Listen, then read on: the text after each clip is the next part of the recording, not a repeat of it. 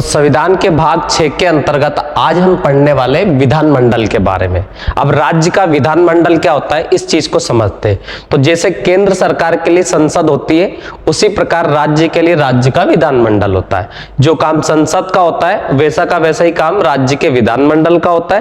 पहले थोड़ा सा अपन डिस्कस कर लेते हैं कि संसद क्या चीज है, और उसी के बाद उसी से संबंधित अपन वैसा का वैसा ही राज्य का विधानमंडल, फिर अपन राज्य का विधानमंडल पढ़ेंगे। जिन बच्चों ने पहले वाले वीडियो देख रखे इसके पहले के, तो उनको पता होगा संसद क्या होती, पर अगर आपने नहीं देखा है तो मैं थोड़ा सा बेसिक कवर कर देता हूं आप लोगों का कि संसद क्या है, संसद के काम क्या है। तो सबसे पहले अगर हम बात करें संसद की, तो जो संसद मिलकर बनती है, तो संसद मिलकर बनती है लोकसभा से, राज्यसभा से और राष्ट्रपति से। तो संसद में 3 चीजें होती है, एक तो होती है आपकी लोकसभा, एक होती है आपकी राज्यसभा और एक होता है आपका राष्ट्रपति। तीनों से मिलकर बनती है आपकी संसद। अब सबसे पहले अगर अपन संसद के काम देखें कि संसद का काम क्या है, काम क्या करती है संसद, और संसद की अगर हम बात करें, सांसद अलग होता है, संसद अलग होता है। तो संसद एक हाउस होता है, कुल मिला के देखा जाए तो इन तीनों से मिलकर बनता है, जिसमें राष्ट्रपति बंदा होता है और 2 ये हाउस बोल सकते हो आप, ठीक है। अब इन तीनों से मिलकर अपन बोलते हैं कि इन तीनों से मिलकर बनती है संसद। अब अगर हम बात करें कि संसद का काम क्या है, तो मैंने कहा कि जितने भी लोकसभा से सांसद जो चुने जाते हैं, राज्यसभा से जो सांसद चुने जाते हैं, ये लोग वहां जाके डिस्कस करते हैं, हमारे मुद्दे उठाते, उन मुद्दों को सोल्व करते और वहां पर वो विधेयक पारित करते या कोई बिल पारित करते। तो ये संसद का काम है। जैसे अगर हमारा कोई स्थानीय मुद्दा है, कोई बड़ी प्रॉब्लम है, तो संसद में सांसद जाकर उसके ऊपर डिस्कस करते हैं और उसको पारित करते हैं। आया समझ में? तो कहने का मतलब है कि हमारी जो प्रॉब्लम सोल्व करने का काम करते जितने भी जो नेता होते हैं, ये संसद में उस पर्टिकुलर मुद्दे के ऊपर डिबेट करते और वहां पर उस बिल को पारित करते। पहले अगर मान लो लोकसभा से पारित किया जाता है, तो फिर वो का वही बिल राज्यसभा में आता है, और अगर उसमें संशोधन करना होता है तो राज्यसभा उनका संशोधन बताती, नहीं करना होता है तो पारित कर देती है। फिर ये दोनों से पारित होने के बाद में ये मुद्दा जाता है राष्ट्रपति के पास, राष्ट्रपति के सिग्नेचर के बाद वो कानून बन जाता है। ये आपको याद रखना। तो कहने का मतलब संसद क्या है, तो संसद मैंने आपको बता दिया कि लोकसभा और राज्यसभा और राष्ट्रपति तीनों से मिलकर बनती है संसद। अब अगर मान लो ऐसा का ऐसा काम हमें राज्य में करवाना है, तो राज्य के लिए ऐसा कौन करेगी, तो राज्य के लिए संसद तो करती नहीं है। तो उसी प्रकार राज्य में व्यवस्था की गई है विधानमंडल की। किसकी व्यवस्था की गई है? विधानमंडल की। अब जो विधानमंडल होता है इसमें क्या क्या होता है, तो विधानमंडल में अगर अपन देखें, तो मैं पूरा ऊपर से बताता हूं सही से। विधानमंडल में अगर अपन देखें, तो जो विधानमंडल होता है आपका, ये भी 3 चीजों से मिलकर बनता है, कुछ राज्यों में 2 से मिलकर बनता है। विधानमंडल अलग चीज है, विधानसभा अलग चीज है और विधान परिषद अलग चीज है। ये तो बच्चे क्या करते हैं, तीनों को एक ही समझ लेते। तो विधानमंडल कॉपी है संसद का, बस संसद केंद्र में होती है। राज्य में अगर हम बात करें तो राज्य में विधानमंडल होता है। अब कुछ राज्यों में विधानसभा होती है केवल, और उसके बाद में दूसरा जो पॉइंट आता है यहां पर विधान परिषद, और तीसरा आता है यहां पर राज्यपाल। अगर हम बात करें, कुछ राज्यों में विधान परिषद की व्यवस्था होती है और कुछ राज्यों में नहीं होती है। अब जिन राज्यों में विधान परिषद होती है उन राज्यों में तीनों से मिलकर बनती है वहां का विधानमंडल।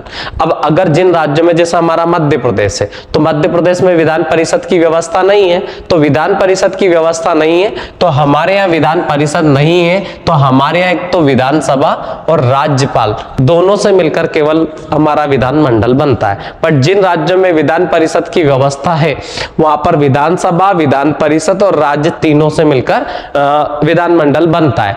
कहने का मतलब ये है कि अगर हमारे राज्य में प्रगति के लिए यहाँ के जो विधायक होते हैं, विधायक कहाँ बैठेंगे? विधानसभा में और विधान परिषद में बैठेंगे। वहां जाके क्या करेंगे? रूल बनाएंगे हमारे स्टेट के लिए। अब इनमें डिस्कस किया जाता है, इनमें डिस्कस होने के बाद में कोई सा भी बिल या जब पारित होता है तो एक जगह से दूसरे स्थान पर जाता है और फिर राज्यपाल के सिग्नेचर के बाद वो बिल मतलब कानून बनता है। ये आपको याद रख।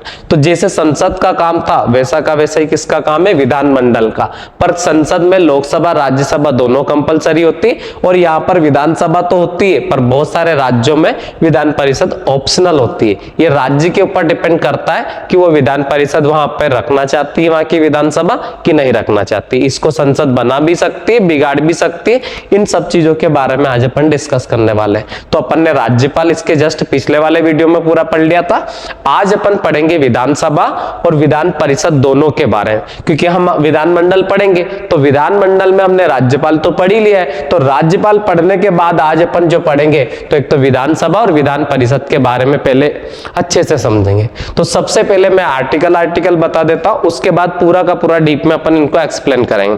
दूसरी वाली बात यह है कि अगर आपने संसद पढ़ रखी है तो मुझे नहीं लगता कि बिल्कुल भी टफ लगने वाला है, क्योंकि जो रूल संसद के है वैसा के वैसे रूल इधर रहेंगे। बट वहां संसद बोलते थे तो यहाँ विधानमंडल बोलेंगे, वहां सांसद बोलते थे तो यहाँ विधायक बोलेंगे, वहां राज्यसभा थी तो यहाँ विधान परिषद है, वहां लोकसभा थी तो यहाँ पर विधानसभा है, वहां राज्यपाल यहाँ राज्यपाल है तो वहां राष्ट्रपति था, वहां प्रधानमंत्री था तो यहाँ मुख्यमंत्री होगा। बस इतना याद रखना, आपको जरा सा भी डिफरेंस नहीं, सेम का सेम ही है, बट नाम चेंज है कुल मिला के देखा जाए तो। बस आर्टिकल में भी एक आध दो नंबर का ऊपर नीचे, बस क्योंकि कुछ आर्टिकल इसमें एक्स्ट्रा जुड़ गए तो वो अपन देख लेंगे। तो सबसे पहले अगर हम बात करें विधानमंडल के बारे में तो पहले इसके सारे आर्टिकल देख लेते हैं और फिर आर्टिकल के बाद इन सबको डीप में समझेंगे। तो सबसे पहले दे रखा है राज्य का विधानमंडल। अब राज्य का विधानमंडल आर्टिकल 168 में राज्य के विधानमंडल की व्यवस्था की गई है। आया समझ में? अपन ने संसद पढ़ी थी तो आर्टिकल 79 में पढ़ी थी, तो आर्टिकल 79 के अंतर्गत अपन ने पढ़ा था संसद। अब देखो यहां से अगर यहाँ 8 तो वहां 9 था, बस ज्यादा डिफरेंस नहीं रहेगा, थोड़ा आपको दिमाग भी लगाना पड़ेगा। तो राज्य विधानमंडल की व्यवस्था दी गई है। फिर अपन ने पढ़ा था 80 में वहां पर, तो 80 में वहां पर राज्यसभा पढ़ी थी अपन ने। यह विधान परिषद का सृजन है, ये एक्स्ट्रा है इसमें। अब विधान परिषद क्या होता है तो मैंने आपको बताया कि जैसे राज्यसभा होती है वैसे राज्यसभा होती है वैसे यहाँ पर विधान परिषद होती है। पर इसका सृजन है, सृजन का मतलब यह बनाई जा सकती है, कैसे बनाया जाता है, कैसे इसको बिगाड़ा जाता है, कौन बनाता है, कौन इसको खत्म करता है, उसके बारे में इसका वर्णन आर्टिकल 169 में। तो 168 में राज्य का विधानमंडल हो गया और 169 में विधान परिषद का सृजन हो गया। अब अपन आते हैं अपने पुराने वाले आर्टिकल पर। तो 170 में विधानसभा की संरचना है, जबकि वहां सबसे पहले अपन ने राज्यसभा की संरचना पढ़ी थी आर्टिकल 80 में, और 81 में अपन ने पढ़ी थी लोकसभा की संरचना। जबकि मैंने आपको बताया था कि अगर मैं बात करूं जैसे वहां लोकसभा होती है तो ऐसे यहां पे क्या है, विधानसभा है, विधानसभा है, और वहां राज्यसभा जो थी राज्यसभा, ऐसे यहां क्या है, विधान परिषद है। तो मेरा कहने का मतलब ये है कि पहले उस हिसाब से देखा जाए तो यह राज्यसभा आई थी तो पहले यह विधान परिषद आना चाहिए, पर विधान परिषद इसलिए नहीं आ रही है पहले क्योंकि कुछ राज्यों में विधान परिषद की व्यवस्था ही नहीं होती है। तो पहले इन लोगों ने विधानसभा के बारे में पहले वर्णन करा है। तो यह दे रखा है विधानसभा की संरचना। तो पहले किसका वर्णन है, राज्यों में अगर देखेंगे तो पहले विधानसभा है, ये याद रखना। जबकि संसद वाले केस में अपन समझते हैं वहां राज्यसभा पहले आती है। तो अगर अपन बात करें यहां पर कि विधानसभा की संरचना 170 में और 171 में विधान परिषद की संरचना। फिर 172 में देखेंगे राज्य विधानमंडल की अवधि, तो वहां पे भी आपने पढ़ा था 83 में राज्य विधानमंडल की अवधि। फिर यहां दे रखा 173 में कि राज्य विधानमंडल के सदस्यों के लिए योग्यता है। अब आपने 84 में पढ़ा था संसद के सदस्यों के लिए योग्यता है, अगर आपको पता है तो। अगर आपने वहां से कोरिलेट कर लिया तो आपको बिल्कुल भी टफ नहीं लगने वाला है कॉन्स्टिट्यूशन। फिर अगर हम बात करें कि 174 में विधायी शक्तियां, तो वहां आपने 85 में पढ़ा था राष्ट्रपति की विधायी शक्तियां, जिसके में उसके पास था संसद के सत्र को आहूत करना, सत्रावसन करना तथा विघटन करना। यहाँ पे राज्यपाल की विधायी शक्तियां हैं, इसमें विधानमंडल के सत्र को आहूत करना, सत्रावसन करना तथा विघटन करना, वो की वही चीज इसमें रहने वाली है। फिर अपन 175 में पढ़ेंगे तो यहाँ राज्यपाल का अभिभाषण, तो वहां पर आपने 85 के बाद 86 में पढ़ा था राष्ट्रपति का अभिभाषण।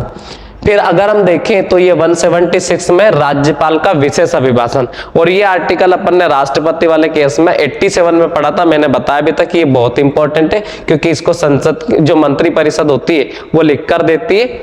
ये याद रखना है राष्ट्रपति को। मतलब कई बार क्वेश्चन पूछा जा सकता है कि राष्ट्रपति का अभिभाषण तैयार कौन करता है, तो अपन ने पढ़ा था मंत्री परिषद करती है। ठीक है, उसमें होता क्या है, तो अगले साल मतलब अगले 1 साल में सरकार का मन क्या है, सरकार करना क्या चाहती है, वो उसका वर्णन उसी में रहता है। तो अब अपन देखिए 176 में राज्यपाल का विशेष अभिभाषण हो गया।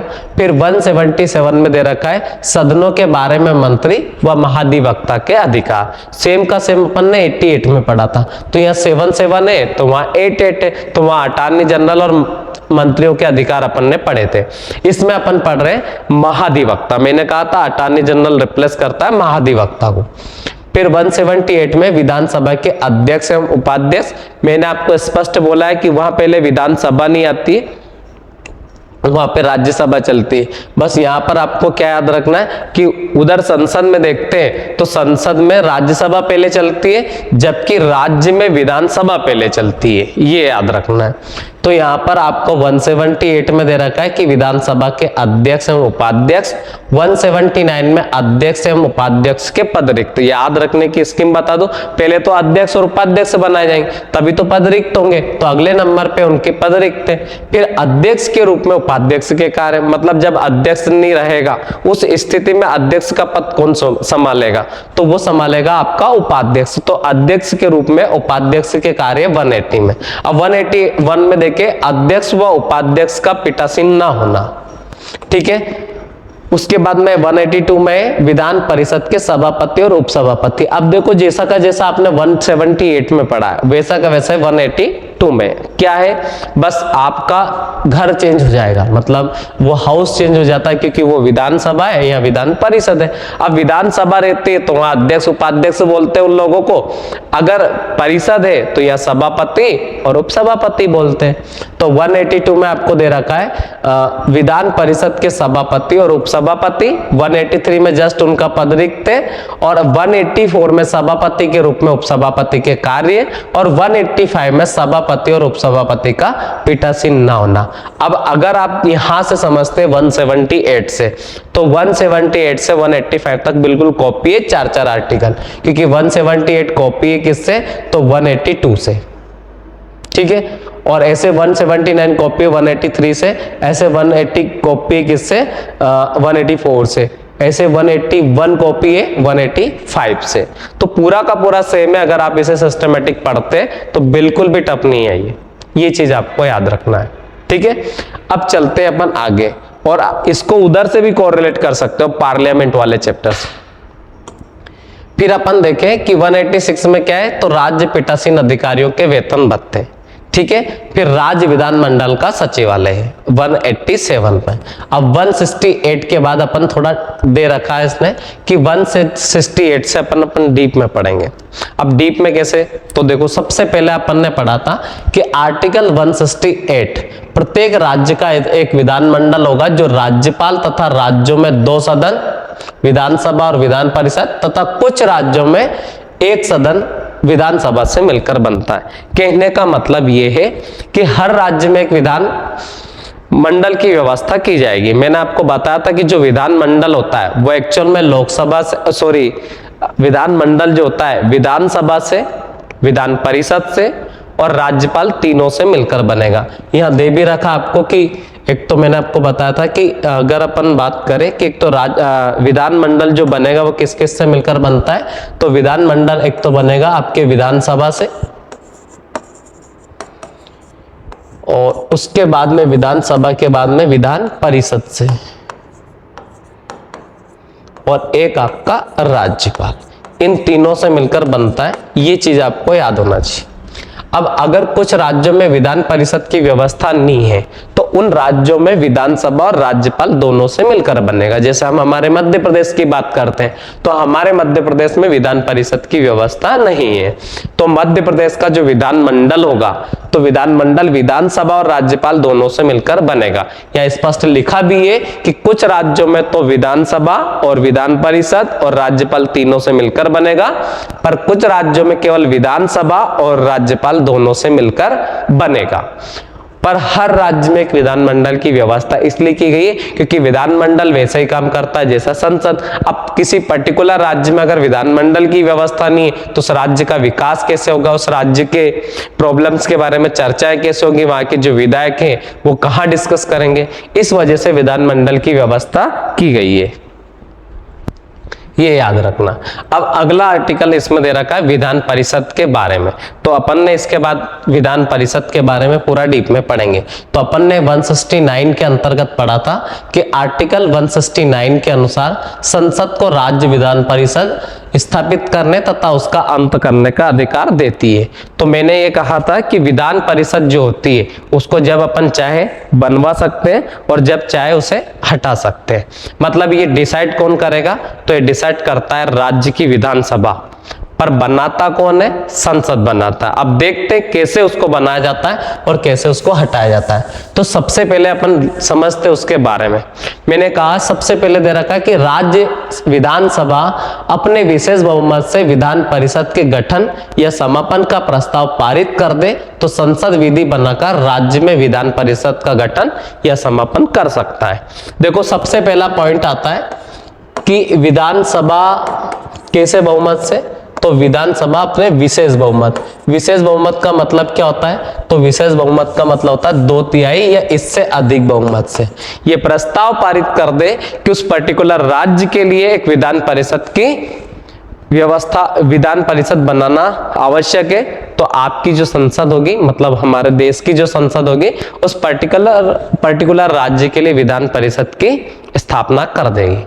फिर अगर बाद में चाहे तो विधान परिषद को हटाया भी जा सकता है, मतलब बंद भी किया जा सकता है। तो ये कौन करेगा, ये भी संसद करेगा। तो एक क्वेश्चन आपका यहाँ अराइज होता है कि विधान परिषद की स्थापना कौन करता है, ये अधिकार किसका है।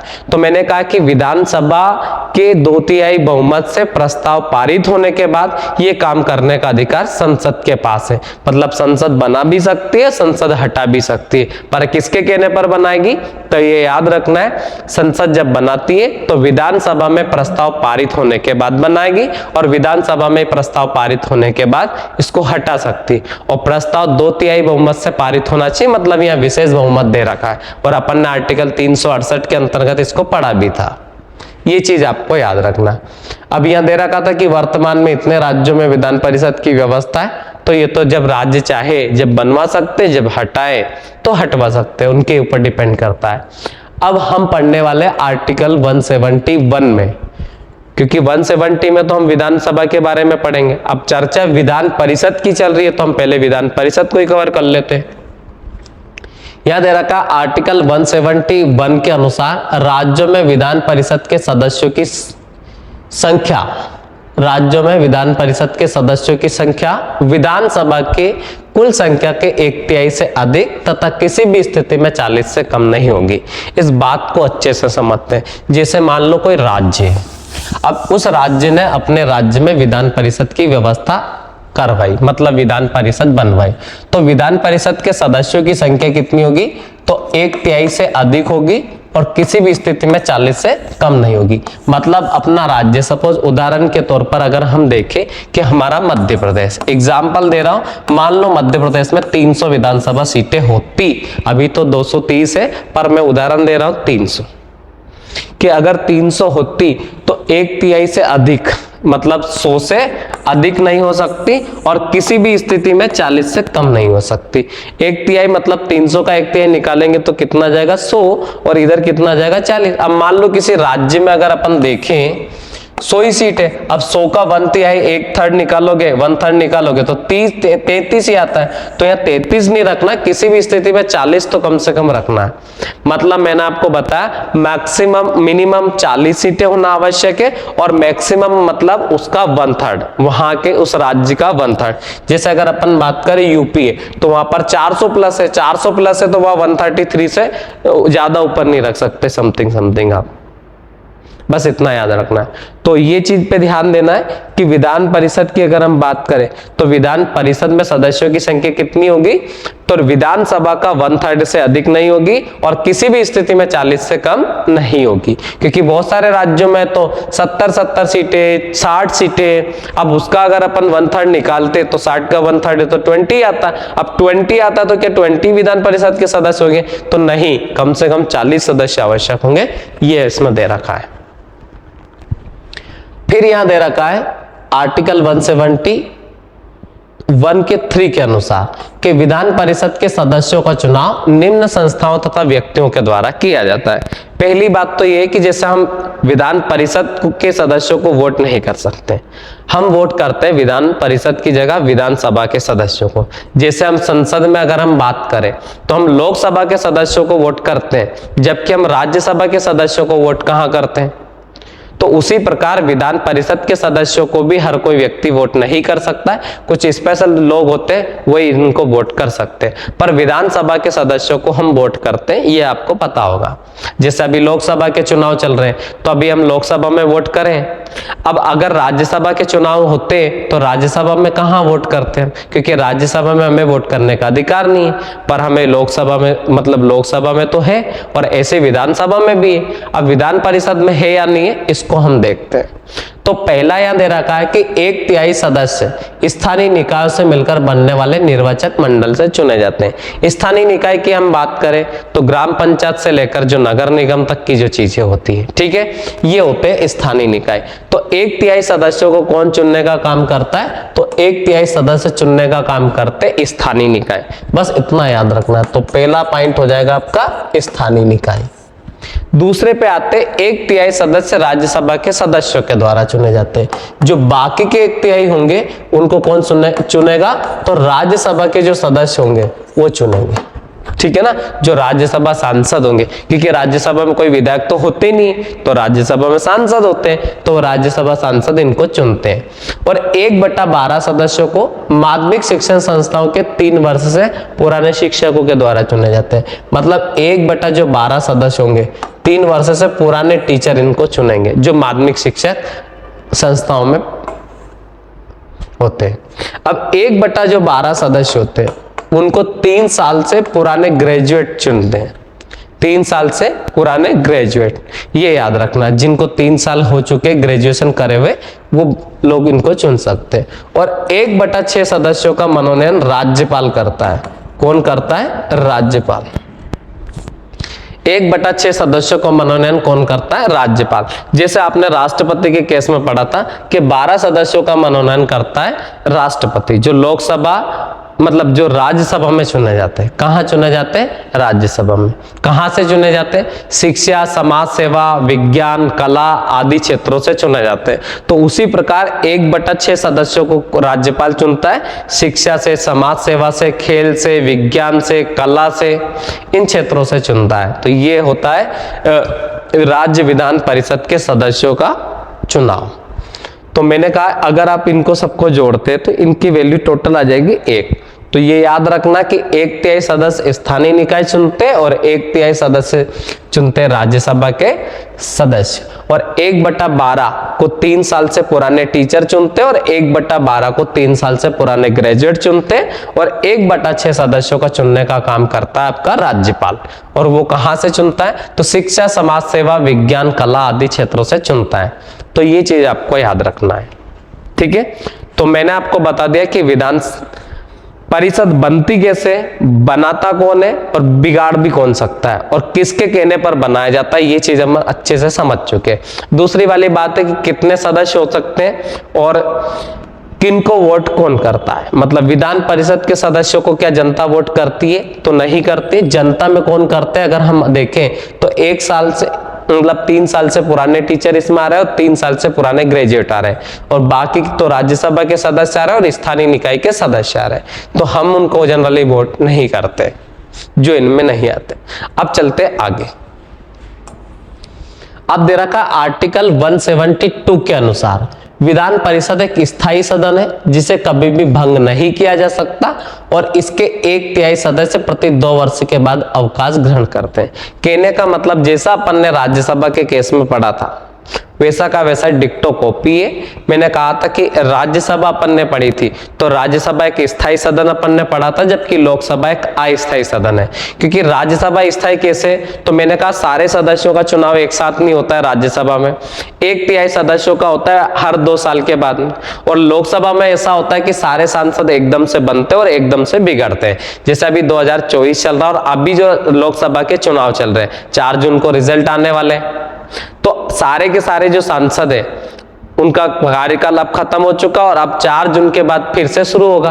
तो सारे के सारे सांसद एकदम से बनते और एकदम से बिगड़ते, ये होता है लोकसभा में। पर राज्यसभा में ऐसा नहीं होता है। राज्यसभा में 33% समथिंग, 33.33 बोल दीजिएगा, तो 33.33% अब बन जाएंगे और 2 साल बाद उतने ही दूसरे नए बनेंगे और 2 साल बाद फिर उतने ही दूसरे बनेंगे। तो 1/3 करके ये पूरा 1 कवर हो जाता है।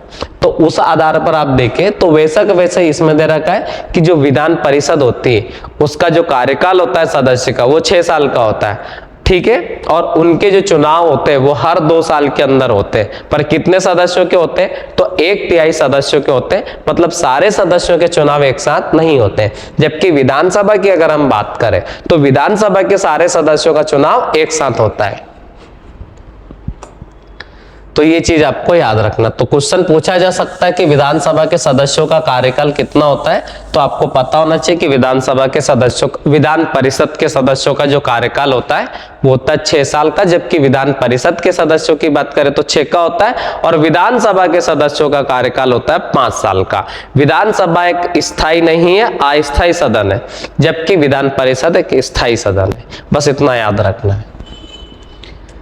अब दे रखा अगला आर्टिकल 182 में विधान परिषद के सदस्य अपने बीच में से सभापति और उपसभापति का निर्वाचन करते हैं। तो कहने का मतलब जो विधान परिषद का हेड होता है, क्योंकि अगर हम बात करें राज्यसभा की तो राज्यसभा का जो सभापति होता है वो होता है भारत का उपराष्ट्रपति।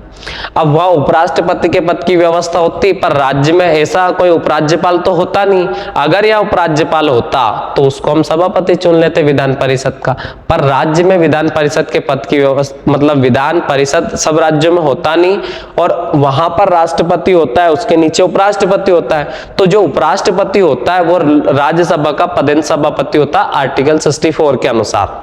तो अगर हम यहां पर विधानसभा को रिप्लेस करते हैं विधान परिषद से, तो वहां पर उपराष्ट्रपति को रिप्लेस करेंगे किससे, क्योंकि यह विधान परिषद का सभापति, उस हिसाब से देखा जाए तो राष्ट्रपति रिप्लेस करता है राज्यपाल को, तो राज्यपाल से जस्ट नीचे उपराज्यपाल होना चाहिए। अब राज्यपाल के नीचे जस्ट उपराज्यपाल नहीं है, इसलिए विधान परिषद का जो सभापति है वो विधान परिषद से ही चुना जाता है।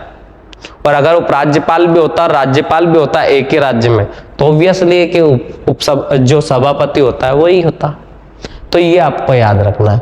तो विधान परिषद के सदस्य अपने बीच में से सभापति और उपसभापति चुनते हैं, ठीक है। अब बात करते हैं 183 में क्या दे रखा है। तो आर्टिकल 183 की बात करें तो विधान परिषद के सभापति और उपसभापति निम्न स्थितियों में अपने पद पर नहीं रहेंगे, मतलब उनको उनके पद से कब हटाया जाएगा जनरली, तो वो अपना त्याग पत्र दे दे, ठीक है, सदस्य ना रह जाए। अब विधान परिषद द्वारा संकल्प पारित करके उनको पद से हटाने 3 प्रोसेस है, या तो अपना वो शपथ मतलब त्याग पत्र दे दे, या फिर वो सदस्य ना रहे, मतलब जब बंदा सदस्य नहीं है, अपन ने 182 में पढ़ा है कि विधान परिषद के सदस्य मतलब सभापति और उपसभापति का निर्वाचन अपने बीच में से ही करें। अब जो बंदा वहां का सदस्य नहीं है तो फिर वो कैसे विधान परिषद का सदस्य रहेगा, मतलब सभापति रहेगा या उपसभापति रहेगा, तो ये याद रखना। या फिर विधान परिषद के द्वारा संकल्प पारित कर उनको अपने पद से हटाया जा सकता है। अब जैसा अपन ने विधान परिषद के बारे में पढ़ा वैसा का वैसे हम विधानसभा के बारे में पढ़ने वाले हैं। तो अपन ने जैसे वहां पे पढ़ा था राज्यसभा, अब राज्यसभा पढ़ा था, वैसे के वैसे यहाँ पर अपन ने विधान परिषद पढ़ा। अब वहां पे अपन ने लोकसभा पढ़ा था, तो वैसा का वैसे अपन यहाँ विधानसभा के बारे में पढ़ने वाले हैं। जो लोकसभा का पावर है वैसा का वैसे पावर होता है विधानसभा का। अगर हम बात करें जो मुख्यमंत्री होता है वो विधान परिषद विधानसभा दोनों से चुना जा सकता है, पर विधानसभा में जो पार्टी बहुमत में होती है उस पार्टी का चुना जाता है। जैसे आपने सुना होगा कि भैया प्रधानमंत्री कौन चुना जाता है, तो प्रधानमंत्री की बात करें तो वो लोकसभा या राज्यसभा दोनों का सदस्य हो सकता है, पर उसी पार्टी का होता है जिस पार्टी को लोकसभा में बहुमत मिला हो। अब जैसे अगर हम बात करें 4 जून की, तो जिस पार्टी को भी लोकसभा में बहुमत मिलेगा उस पार्टी के किसी भी सदस्य को चुना जा सकता है, चाहे वो लोकसभा का सदस्य हो या फिर राज्यसभा का सदस्य हो, पर बहुमत वाली पार्टी का सदस्य वो होना चाहिए। बस इतना याद रखना आप लोगों को। तो हम देखने वाले विधानसभा के बारे में। विधानसभा एक अस्थायी सदन है, सबसे पहली बात। जैसे लोकसभा एक अस्थायी है वैसे के वैसे ही विधानसभा भी एक अस्थायी सदन है, जिसका कार्यकाल 5 साल का होता है, सदस्यों का कार्यकाल भी 5 साल का होता है। ठीक है, तो प्रत्येक राज्य के लिए एक विधानसभा की व्यवस्था की गई है। ठीक है, राज्य विधानसभा के सदस्यों की संख्या 500 से अधिक और 60 से कम नहीं हो सकती, किंतु गोवा, सिक्किम और अरुणाचल विधानसभाओं में संख्या 30 और मिजोरम में 40 से कम नहीं हो सकती। देखो ये चीज आपको याद रखना है। विधानसभा के सदस्यों की संख्या मैक्सिमम कितनी हो सकती है, तो 500 हो सकती है, ये याद रखना। फिर अगर बात करें तो 30 किन किन राज्यों की बोली, तो गोवा, अरुणाचल और सिक्किम, जबकि मिजोरम में संख्या कितनी बताइए, 40। ठीक है, ये एक्सेप्शन है, ये आपको याद रखना है। मैंने कहा मैक्सिमम की बात करें तो मैक्सिमम हो सकती है 500, मिनिमम कितनी हो सकती है, तो गोवा, अरुणाचल और आपके सिक्किम, इन 3 राज्यों में 30 हो सकती है और मिजोरम में कम से कम 40 हो सकती है। ये चीज याद रखना है। तो ये एक वर्ड याद रख सकते हैं गैस से आप 30 याद रख सकते हैं। तो इन 3 राज्यों में तो 30 होनी चाहिए कम से कम, और अधिक से अधिक 500। और अगर हम बात करें कहां पर, मिजोरम में संख्या रहेगी 40। तो ये तो हो गई संख्या वाली बात, क्योंकि विधान परिषद की संख्या तो हम डिसाइड करते हैं विधानसभा के सदस्यों से। अब विधानसभा के सदस्यों को कैसे करेंगे, तो उसके लिए ये डेटा दे रखा है। अब बात करते हैं 172 में, 170 के 2nd नंबर वाले में। तो इसके अनुसार विधानसभा के स्थानों का समायोजन प्रत्येक जनगणना के पश्चात होगा, परंतु 84वें अमेंडमेंट के तहत 2026 तक इसे स्थगित कर दिया गया। कहने का मतलब यह है कि जो 84वां अमेंडमेंट आया है उसके तहत विधानसभा के सदस्यों की संख्या अभी उतनी रहेगी जितनी पहले से निर्धारित है। उसके बाद विधानसभा क्षेत्र बढ़ाए जा सकते हैं। जैसे मध्य प्रदेश की बात करें तो 230 सीटें हैं, इन 230 सीटों को आगे बढ़ाया जा सकता है 235, 40, 50 तक। तो वो कौन बढ़ाएगा, तो वो बाद में बढ़ेगी, पर कौन सा अमेंडमेंट तक रोके, तो 2026 तक आप इनको नहीं बढ़ा सकते। किस अमेंडमेंट के तहत, तो 84वां अमेंडमेंट के तहत। ऐसा कैसे लोकसभा राज्यसभा में भी 84वें अमेंडमेंट के तहत उनको स्थगित कर दिया गया है। तो ये चीज आपको याद रखना है। तो अगर हम बात करें कि अभी मध्य प्रदेश जो विधानसभा है उसकी में संख्या 230 है, तो उनको 2026 के बाद तक बढ़ाया जा सकता है, अभी तो नहीं बढ़ाया जा सकता। किस अमेंडमेंट के तहत, तो 84वें अमेंडमेंट के तहत। अब इसके बाद अपन समझते हैं आगे। तो आर्टिकल 172 के अनुसार प्रत्येक राज्य की विधानसभा की अवधि अपने गठन की तिथि से 5 वर्ष की होगी, किंतु जम्मू कश्मीर में 6 वर्ष की होगी। ये कब का प्रावधान था, तो ये 370 जब वहां थी तब का प्रावधान था। मोदी जी ने 370 हटा दिए, अब ये पूरा का पूरा चेंज हो जाएगा, क्योंकि वहां का संविधान ही चेंज हो चुका है। वहां पे जो आर्टिकल 370 हटने के बाद में, तो वहां पर अभी जब नई विधानसभा बनेगी वहां चुनाव होगा, ये बात आपको उसके बाद पता चलेगी। तो ये पहले के अनुसार 6 वर्ष का था, अभी का नहीं पता है, क्योंकि अभी वहां पे चुनाव ही नहीं हुए, ना तो लद्दाख में ना आपके जम्मू कश्मीर। लोकसभा का अलग सिस्टम है, लोकसभा के हो रहे। तो ये आपको याद रखना। तो अपनी विधानसभाओं में तो 5 साल की रहेगी, ये चीज आपको याद रखना है। तो विधानसभा का कार्यकाल कितने वर्ष का होता है, 5 का, और वहां पे भी 5 का ही रहेगा जब भी बनेगी, क्योंकि वो भारत का अभिन्न हिस्सा है, तो फिर 5 का ही रहेगा। अब अगर हम बात करें संविधान के आर्टिकल 173 में क्या है, तो विधानमंडल के सदस्यों की योग्यता। विधानमंडल के सदस्यों में आपके विधान परिषद के सदस्य भी आ जाएंगे, और विधान परिषद के साथ साथ विधानसभा के सदस्य भी आ जाएंगे। कहने का मतलब सारे विधायक आ जाएंगे।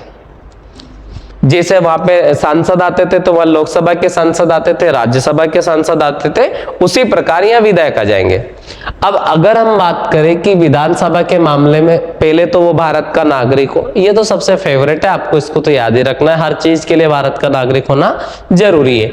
विधानसभा के मामले में 25 साल और राज्य विधान परिषद के मामले में 30 साल की आयु पूरी कर चुका हो और संसद के द्वारा निर्धारित योग्यता रखता हो। देखो सबसे पहले पूछा जाएगा कि विधायक के लिए एज कितनी होनी चाहिए, तो 25 और 30 दोनों होनी चाहिए।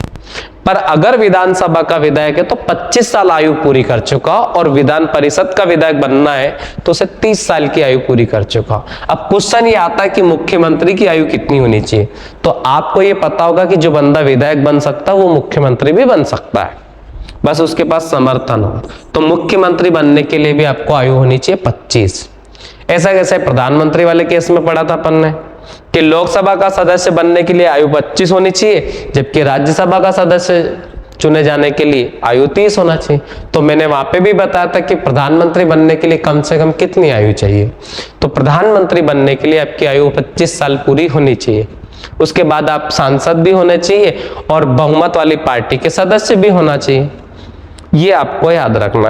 तो अगर आपसे पूछा जाए कि विधानसभा में सदस्य की आयु कितनी है तो 25 है, परिषद में कितनी है तो 30 है, मुख्यमंत्री बनने की आयु कितनी है तो 25 है। अब इसमें चलते हैं आगे। यहां दे रखा है और संसद के द्वारा निर्धारित योग्यता रखता है। विधानमंडल के एक वर्ष में 2 सत्र होने चाहिए और दोनों सत्रों के बीच में 6 माह से अधिक का अंतर नहीं होना चाहिए। देखो सत्र क्या होते हैं, तो जो सेशन लगते हैं, जैसे अपनी क्लास लगती है, तो अपनी क्लास जैसे लगती है ऐसे संसद मतलब ऐसे विधानमंडल में विधायक आते हैं और विधायक करते हैं वहां डिस्कस, किसी भी मुद्दों पर डिस्कस करते हैं। पक्ष विपक्ष दोनों पार्टियां होती हैं और निर्दलीय भी होते हैं। ये क्या करते हैं, जैसे कोई सा भी मामला मतलब कोई सा भी मामला विधानमंडल में उठाया गया है उसके ऊपर वह डिस्कशन किया जाता है, सरकार अपना पक्ष रखती है, विपक्ष अपना पक्ष रखता है और जो बहुमत के साथ पारित हो जाता है उसे सही मान लिया जाता है।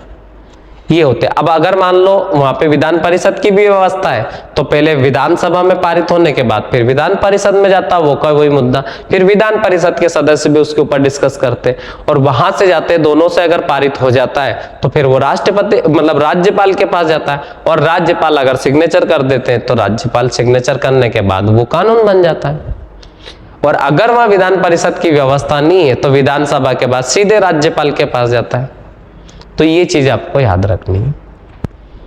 अब आर्टिकल 179 में क्या दे रखा है, तो अध्यक्ष और उपाध्यक्ष का पद रिक्त है, ठीक है, मतलब अध्यक्ष और उपाध्यक्ष के पद रिक्त के बारे में ये आपको याद रखना, अध्यक्ष और उपाध्यक्ष के पद रिक्त के बारे में। तो वो अपना पद त्याग दे, सदस्य ना रह जाए और विधानसभा में संकल्प पारित कर उन्हें पद से भी हटाया जा सकता है। जैसे अपन ने विधान परिषद के बारे में पढ़ा था, सेम ही है कि विधानसभा का सदस्य ना रह जाने की स्थिति में अपना त्याग पत्र दे देने के कारण और विधानसभा के द्वारा संकल्प पारित कर उन्हें अपने पद से हटाए जाने पर। फिर अपन पढ़ने वाले आर्टिकल 186 में, तो राज्य पीठासीन अधिकारियों के वेतन भत्ते संसद द्वारा निर्धारित किए जाएंगे और ये राज्य की संचित निधि पर भारित होंगे। मैंने कहा जो राज्य विधानसभा के पीठासीन अधिकारी होते हैं, पीठासीन अधिकारी होते हैं जो वोटिंग कराते हैं, क्योंकि हर चीज के लिए वहां वोटिंग होती है। जैसे कोई सा भी प्रस्ताव पारित हुआ तो वहां आप कई 5-10 लोग तो होते नहीं कि उनको नॉर्मली गिन सकते हैं, फिर वो बाद में चेंज भी हो सकते हैं। तो हर मुद्दे पर वहां वोटिंग की जाती है, तो वोटिंग करवाई जाती है। अब वोटिंग कराने वाला जो होता है वो होता है पीठासीन अधिकारी। अब बंदा वोटिंग कराएगा तो उसके लिए अलग से उसे वेतन भत्ते दिए जाएंगे। अब ये वेतन भत्ते कौन डिसाइड करेगा, तो वो करेगी संसद। पर देगा कौन, तो अब राज्य का काम करेंगे ये लोग, तो फिर राज्य सरकार ही देगी, तो इसीलिए राज्य की संचित निधि पर भारित होंगे। समझ में आया आपको। अब चलते हैं आर्टिकल 188 में, तो विधानमंडल के सदस्यों को शपथ, मतलब विधानमंडल के जो सदस्य होंगे उनको शपथ कौन दिलाएगा। जैसे अपन ने पढ़ा था 99 में, संसद के सदस्यों को शपथ, आर्टिकल 99 में आपको याद होगा, संसद के सदस्यों को शपथ, मतलब मैंने बताया था कि जो सांसद होते हैं उनको शपथ कौन दिलाता है, प्रधानमंत्री को कौन दिलाता है, लोकसभा के सदस्यों को कौन दिलाएगा, तो राज्यसभा के को कौन दिलाए, वैसे का वैसे अपन आर्टिकल 188 में पढ़ेंगे। तो 188 में विधानसभा के सदस्य पढ़ेंगे, विधान परिषद के सदस्य पढ़ेंगे, उनको शपथ कौन दिलाएगा, संविधान की। तो यहां दे रखा है आर्टिकल 188 में कि विधान परिषद के सदस्यों को शपथ राज्यपाल की ओर से सभापति द्वारा दिलवाई जाती है तथा विधानसभा के सदस्यों को शपथ राज्यपाल की ओर से प्रोटेम स्पीकर द्वारा दिलवाई जाती है। तो देखो, अगर मैं बात करूं विधान परिषद के सदस्यों को शपथ कौन दिलाएगा, तो विधान परिषद के सदस्यों को शपथ दिलाएगा विधान परिषद का सभापति। कौन दिलवाता है, सभापति। अब विधानसभा के सदस्यों को शपथ कौन दिलाएगा, तो विधानसभा के सदस्यों को शपथ दिलाएगा प्रोटेम स्पीकर। अब प्रोटेम स्पीकर कौन होता है, तो प्रोटेम स्पीकर की अगर हम बात करें तो प्रोटेम स्पीकर वो व्यक्ति होता है जो सबसे वरिष्ठ हो विधानसभा में। कौन हो, सबसे वरिष्ठ हो, जो सबसे वरिष्ठ होगा वो उसको शपथ दिलवाता है। ठीक है, तो ये चीज याद रखना है। अब आर्टिकल 189 में दे रखा है सदनों की गणपूर्ति व कोरम संख्या। अब ये क्या होती है, तो कोरम संख्या का अगर मतलब बात करें तो ये होती है कुल संख्या का 1/10। 1/10 समझ लीजिएगा, या परसेंटेज वाले हो आप तो आप 10% भी समझ सकते हैं। मतलब किसी भी मुद्दे पर जब डिस्कस किया जाता है तो कम से कम इतने सदस्य तो वहां उपस्थित होना जरूरी है। नहीं तो क्या होगा कि विधानसभा में मान लो मुख्यमंत्री है, कोई सा अपने मन वाला अपना फेवरेट कोई बिल पारित कराना है तो अपने 5-10 लोगों को बुला के करवा सकता है। तो ऐसा नहीं कर सकते, कम से कम 1/10 सदस्य तो वहां उपस्थित होने चाहिए। बस ये आपको याद रखना है। तो कोरम संख्या अगर हम पढ़े थे वहां पर, कहां पर, संसद वाले केस में, केंद्र वाले केस में, तो अपन ने आर्टिकल 100 में पढ़ा था। किस में पढ़ा था, आर्टिकल 100 में। और यहां पर अगर हम बात करें तो कोरम संख्या आपके 189 में। फिर दे रखा है 190 स्थानों का रिक्त होना। अब स्थानों का रिक्त होने का मतलब क्या है, तो स्थानों का रिक्त का मतलब ये कि जैसे किसी विधायक का पद खाली हो जाता है, या तो कोई विधायक किसी केस में फंस जाता है, या अपना पद छोड़ देते हैं, या फिर एक्सपायर हो जाते हैं, किसी भी केस में वो पद खाली हो जाता है, तो 6 माह के अंदर उस पद को चुना जाना आवश्यक होता है। कितने माह के अंदर, 6 माह के अंदर उस पद को भरा जाना आवश्यक होता है। और जब नया विधायक बनेगा वो बाकी के कार्यकाल के लिए विधायक बनता है, पूरे 5 साल के लिए नहीं बनता है। ये चीज याद रखना है। जैसे मान लो कोई वर्तमान विधायक है, अब 2 साल तक उन्होंने विधायकी करी और उसके बाद अपना पद छोड़ दिया, अब उनका कार्यकाल बचा है 3 साल का। अब जो नया विधायक है, उपचुनाव होता है वहां पर, उपचुनाव के बाद एक नया विधायक चुना जाता है। अब नया विधायक जो चुना जाएगा तो 3 साल इन्होंने कार्यकाल कंप्लीट कर लिया है मान लो, तो 3 साल अगर कंप्लीट कर लिया तो 2 साल बच रहे, और अगर 2 साल कंप्लीट कर लिया तो 3 बचे। तो अगर मान लो 3 साल इनने कंप्लीट कर लिया तो बाकी के 2 साल के लिए सामने वाला नया विधायक बना रहेगा। नहीं तो वो कहे कि नहीं भैया हमने तो 5 साल रहना है, तो 5 साल नहीं रह सकते, जितना कार्यकाल बचा उतना ही रहेगा। ऐसा क्यों, ऐसा इसलिए कि सारी विधानसभा का चुनाव एक साथ होगा। नहीं तो होगा क्या कि जो बाईपोल में चुना गया तो उस व्यक्ति के लिए क्या बाद में अलग से चुनाव करवाएगा निर्वाचन आयोग, तो ऐसा नहीं करवाता है। तो इसी केस में आपको याद रखना है कि सारी की सारी विधानसभा का चुनाव एक साथ होता है। फिर दे रखा है आर्टिकल 191 सदस्यों की अयोग्यताएं। अब अयोग्यता संबंधी प्रश्नों पर निश्चय कौन करेगा, वो सारी चीजें अपन पढ़े। देखो, कोई भी व्यक्ति विधानमंडल की सदस्यता के लिए अयोग्य होगा यदि वह कोई लाभ का पद धारण कर लेता है, या वो विकृत चित्त हो जाता है, या वह दिवालिया हो जाता है, या वो भारतीय नागरिकता त्याग दे। इनमें से अगर वो कोई भी रूल फॉलो नहीं कर रहा है तो वो अयोग्य माना जाएगा। मतलब अगर कोई व्यक्ति है जो इंडियन है, अभी उसके पास नागरिकता भारतीय है, तो वो भारतीय विधायक बना रह सकता है। पर अगर मान लो उसने लंदन जाकर ब्रिटेन की नागरिकता ले लिए, तो वो व्यक्ति भारत में किसी भी राज्य में विधायक नहीं रह सकता। मैं क्या कह रहा हूं, सरपंच भी नहीं रह सकता अगर दूसरे देश की नागरिकता उसके पास है तो ये चीज याद रखना। या वो दिवालिया हो जाता है, या वो विकृत चित्त हो, तो वो भी सदस्य नहीं रह सकता। अब 192 में दे रखा है सदस्यों के अयोग्यता संबंधी प्रश्नों पर निश्चय। तो सदस्यों के अयोग्यता संबंधी प्रश्नों पर निश्चय, इलेक्शन कमीशन के अनुसार करवाया जाता है। कहने का मतलब है कि निर्वाचन आयोग ही डिसाइड करेगा कि वो योग्य है या अयोग्य है। फिर दे रखा है आर्टिकल 193 में योग्य न होने पर दंड, मतलब अगर कोई सदस्य योग्य ना होगा तो उसको क्या दिया जाएगा, दंड।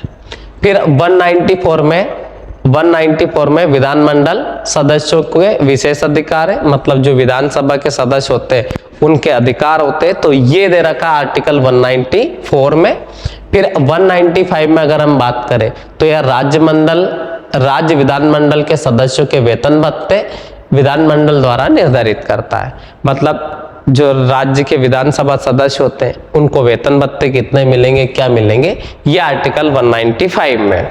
फिर बात करें आर्टिकल 196 में, तो विधेयकों पर पूरा स्थापन व पारित किए जाने के संबंध में नियम है। तो जो अपन ने आर्टिकल 107 में पढ़ा था सेम है। अब आर्टिकल 197 में दे रखा दोनों सदनों की संयुक्त बैठक, तो ऐसा कैसा अपन ने आर्टिकल 108 में पढ़ा था कि लोकसभा और राज्यसभा दोनों की संयुक्त बैठक, तो पूरा का पूरा सेम ही दे रखा है। अब आर्टिकल 199 में देखें तो आर्टिकल 198 में पहले देख लेते, तो यह राज्य धन विधेयक के संबंध में विशेष प्रक्रिया, तो ये सारी की सारी मैंने आपको वहां पे समझा रखी है संसद वाले केस में, पर थोड़ा सा अगर अपन देख लेते चलो, तो राज्य धन विधेयक के संबंध में विशेष प्रक्रिया है और राज्य धन विधेयक की परिभाषा है ये 199 में। अब धन विधेयक क्या होता है, तो मैंने आपको बताया था वहां पर कि अपन आर्टिकल 109 में और 110 में पढ़े थे कि धन विधेयक क्या होता है। देखो जो धन विधेयक होता है, तो धन विधेयक के अंतर्गत ऐसे बिल आते हैं या ऐसे विधेयक आते हैं जो रुपए से रिलेटेड होते हैं, ठीक है, मतलब धन से रिलेटेड होते हैं, और ये लोकसभा में ही पारित किए जाते हैं उस वाले केस में अगर केंद्र की बात करें तो। क्यों लोकसभा में क्यों किए जाते हैं, क्योंकि जो सरकार होती है वो लोकसभा वालों की होती है, और अगर हम बात करें तो ये यहां पर विधानसभा में पारित किए जाएंगे, क्योंकि विधान परिषद वालों की सरकार होती नहीं, एक्चुअल में सरकार होती है विधानसभा वालों की, तो विधानसभा ही पैसा अरेंज करेगी ना, विधान परिषद थोड़ी कर पाएंगी। तो इसीलिए कोई सा भी विधेयक अगर धन विधेयक है तो वो पहले विधानसभा में पारित किया जाता है और फिर वो राज्यसभा में केवल अनुमोदन के लिए जाता है और राज्यसभा उसको रोक भी नहीं सकती। तो ये धन विधेयक होते हैं। तो धन विधेयक तो दे रखा आपको, उसकी प्रक्रिया तो आपको 198 में और 199 में होते हैं राज्य धन विधेयक। अब जैसे आपने संचित निधि के बारे में सुना होगा, आकस्मिक निधि सुनी होगी, टैक्सेशन से संबंधित कोई भी नियम सुना है, या फिर बजट है, ये सारे के सारे होते हैं धन विधेयक। तो ये सब आर्टिकल 199 में दे रखा है। अब 200 में अगर देखें तो विधेयकों पर सहमति देना किसकी, राज्यपाल का पावर है। तो आर्टिकल अपन ने 111 में पढ़ा था राष्ट्रपति के द्वारा विधेयकों पर सहमति देना, और ऐसा कैसे 200 में दे रखा है कि विधेयकों पर सहमति देना कौन, राज्यपाल देगा। ये राज्यपाल का वीटो पावर समझ सकते हो। फिर आर्टिकल 201 में पढ़ा था राष्ट्रपति के विचार के लिए आरक्षित विधेयक है, तो ये अपन ने उसमें पढ़ रखा है राज्यपाल की शक्तियों के अंतर्गत, ठीक है। जब कुछ डिसीजन पे राज्यपाल खुद डिसीजन नहीं ले सकता है, सहमति नहीं दे पाता है, उस स्थिति में वो राष्ट्रपति के लिए रिजर्व रखता है और वो राष्ट्रपति से पूछकर ही सहमति देता है। फिर आर्टिकल 202 में दे रखा है तो राज्य का वार्षिक वित्तीय विवरण, मतलब राज्य का बजट होता है। जैसे आपने आर्टिकल 112 में पढ़ा है, तो आर्टिकल 112 में अपन ने पूरा का पूरा बजट अच्छे से समझा था। अब ये बजट कौन करता है, तो बजट राष्ट्रपति की पूर्व सहमति से लोकसभा में भारत का वित्त मंत्री रखवाता है। तो ऐसा कैसे राज्यपाल की पूर्व सहमति से विधानसभा में, वहां पर विधानसभा में राज्य का वित्त मंत्री रखवाएगा, ये आपको याद रखना है। उसके बाद अगर अपन बात करें आर्टिकल 213 में क्या है, तो 213 पूरा का पूरा कॉपी है 123 का, पर 123 की अगर हम बात करें तो 123 में राष्ट्रपति का अध्यादेश है और 213 में अगर हम बात करें तो ये राज्यपाल का अध्यादेश है। अब अध्यादेश क्या होता है, तो मैंने कहा अध्यादेश का मतलब होता है शॉर्ट टाइम रूल, थोड़े समय के लिए बनाया गया कानून। कहने का मतलब ये है कि जब आपकी विधानसभा नहीं लग रही, विधानसभा का कोई सत्र नहीं लग रहा है, उस स्थिति में कौन कानून बनाएगा, तो उस स्थिति में राज्यपाल अपने मन से जो कोई कानून बना देते हैं उसको अपन कहते हैं राज्यपाल का अध्यादेश। ये चीज याद रखना है, मतलब किसी मुद्दे पर कोई कानून बनाना है, अब आपका विधानसभा लग नहीं रहा है। अब विधानसभा लग ही नहीं रहा है, कोई सदन ही नहीं लग रहा है, उस स्थिति में डिस्कस कौन करेगा? तो उस स्थिति में राज्यपाल अपने मन से जो कानून बना देगा उसको अध्यादेश कहेंगे राज्यपाल का। और ये आर्टिकल 213 में इसका वर्णन है, किसमें? और 123 में राष्ट्रपति है, ये याद रखना। तो ये 123 में राष्ट्रपति का अध्यादेश है और 213 में राज्यपाल का अध्यादेश है। इसके बाद अपन पढ़ेंगे हाई कोर्ट। तो हाई कोर्ट अपन अगले वीडियो में पढ़ेंगे। जैसे सुप्रीम कोर्ट अपन ने पढ़ा था, तो केंद्र सरकार का जो कोर्ट होता है, मतलब न्यायिक सिस्टम होता है, वो सुप्रीम कोर्ट डिसाइड करता है। और ऐसा कैसे राज्य के लिए कौन होता है? तो राज्य के लिए हाई कोर्ट होता है। तो आज अपन ने पढ़ा पूरा का पूरा विधानमंडल के बारे में। विधानमंडल के अंतर्गत अपन ने विधानसभा पढ़ी, विधान परिषद पढ़ी और राज्यपाल तो हम पहले ही पढ़ चुके थे। ये चीज आपको याद रखना है, ठीक है। इसके जस्ट बाद अगला जो वीडियो मैं डालूंगा संविधान का, ये डालूंगा हाई कोर्ट के बारे में। अब हाई कोर्ट का क्या पावर होता है, हाई कोर्ट कहाँ होता है, कितने हाई कोर्ट है, इसका पूरा वीडियो अपन अगले नेक्स्ट वाले वीडियो में डालेंगे।